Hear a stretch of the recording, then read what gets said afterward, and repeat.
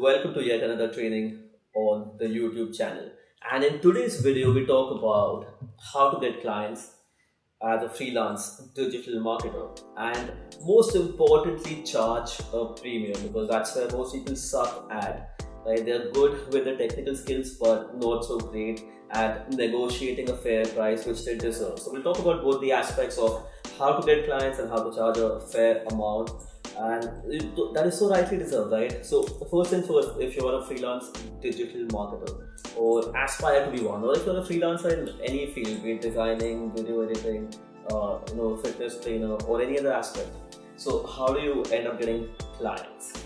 So as a freelance digital marketer, my first place to look for clients would be LinkedIn. So I list out a few resources where you can find great clients. So number one would be LinkedIn. So that's the first place where you can find great clients to work for. Number two could be sites like Upwork.com. You have Freelancer and all the other sites where you could, you also have Guru, where you can find clients. Now, a majority clients you find here wouldn't really pay you the big amount, but you end up finding a few clients who actually will pay you the big amount if you display or if you show them that you deserve to be paid the big amount. So I'll talk about the strategy of what needs to be done here to get high paying clients. Otherwise, it's a very, very cluttered marketplace, and most likely you end up getting very low end clients because it's the third level of outsourcing that happens here, most likely. And the third place to find great clients could be just my favorite resource, which is Google. Right? Just Google gyms in XYZ area, dentists in XYZ area, IT companies in XYZ area. You end up finding the list of every freaking potential company that there is on the planet Earth, and you can reach out to them. Of course, how do you reach out is something we need to talk about because that's the most critical aspect in getting clients to pay you the high dollar amount. Right? If you send out a stupid message like, "Hi, I'm a digital marketing expert in XYZ city, and I just came across your site and I am the best, I work with so many clients and I think you deserve my services or you need my services, so work with me. So please let me know. Ma'am, please get back to me," right? Those messages never really convert or end up getting you pay like a very, very minimal fee. So you want to avoid all of that. So 3 good resources to find great clients. Now, before I talk about how do you tap into these resources, let's talk about the number one reason why most freelancers charge a minimal amount or a very, very low fee. Well, the number one reason that most people charge a minimal amount or a low fee is fear. Now, what exactly are people fearing here? Right? What do people fear? Well, the fear of not having clients. Well, that's the fear that most people encounter, which is fear of not having clients. So let's say you send a message to somebody on LinkedIn and somebody responds, and because you're freelancing and you don't have a lot of clients and you need to pay your bills each month, and somebody responds and says that, "Hey, I can't pay you $500 for your services, I'll only pay you $50. What would you do? Like, I don't have the money isn't flowing in, I need to pay my bill, I'm running out of the due date, so sure, I'll do it," right?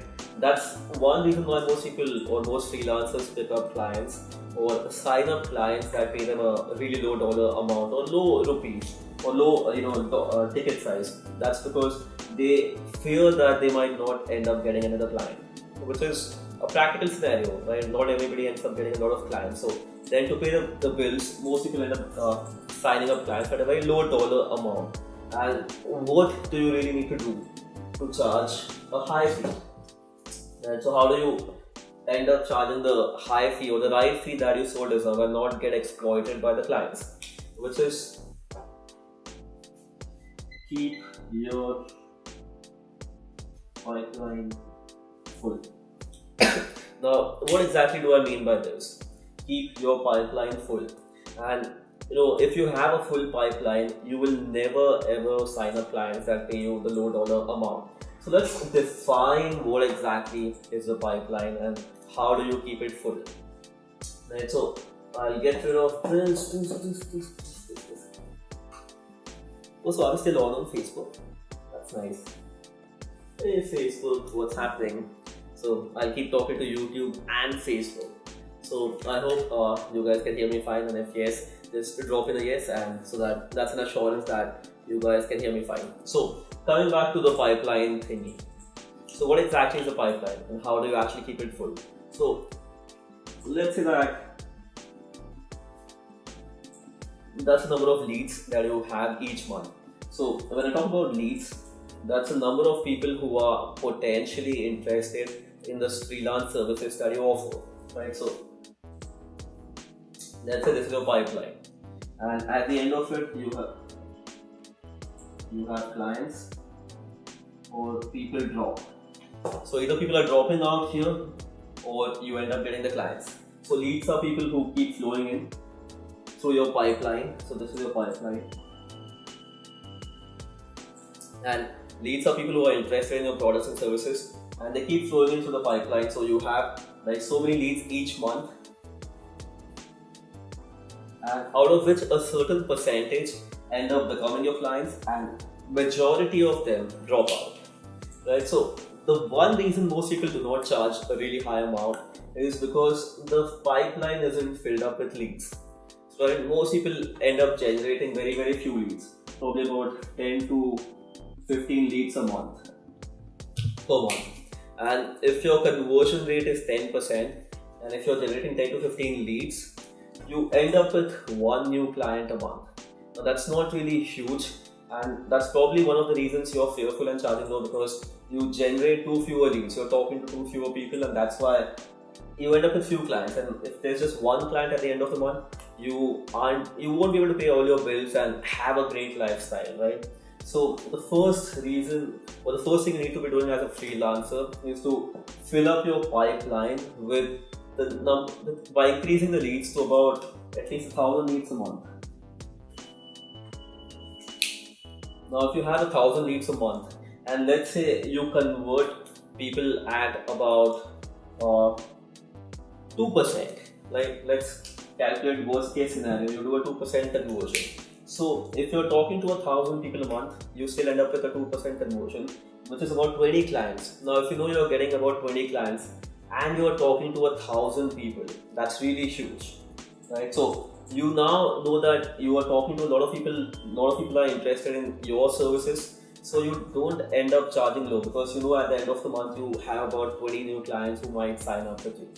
So that's one of the things you could do immediately, is to bump up your lead generation, which is if you increase the number of leads in your pipeline, number of people you talk to for your services, you would go out and fire clients who exploit you or who don't pay you the right fee, right? So really, really important, fill up your pipeline. Now, how do you fill up your pipeline? How do you generate new leads? Now, one way is advertising. But if you're just starting out, of course, you may not have enough money to advertise, or you do not want to take the risk, which is understandable. So then how do you fill up your pipeline? Thank God for Google.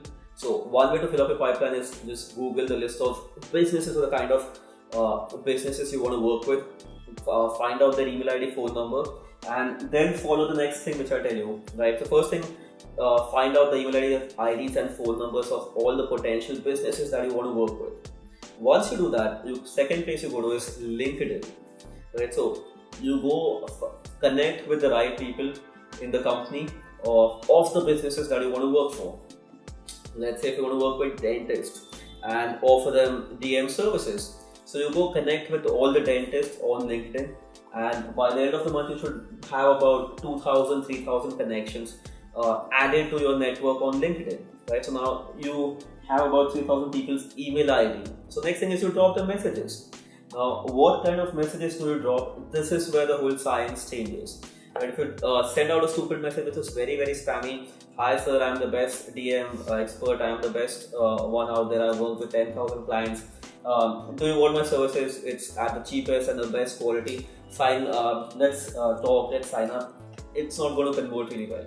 So you want your messages to be very, very strategic. So what do you send out in the message? You know what? I'll actually break down into this video into two parts, so that will get too elongated in the same video. So I'll talk about the messages that need to be sent out and the exact sequence of messaging that needs to go out, so that you get people to respond to your messages. Because cold messages which are very, very promotional and look spammy never have any kind of a response rate, or has a very, very low response rate, with clients not willing to pay you the high ticket amount that you so deserve. Right? So the message sequencing is very, very important, which I'll cover in the second part in this video.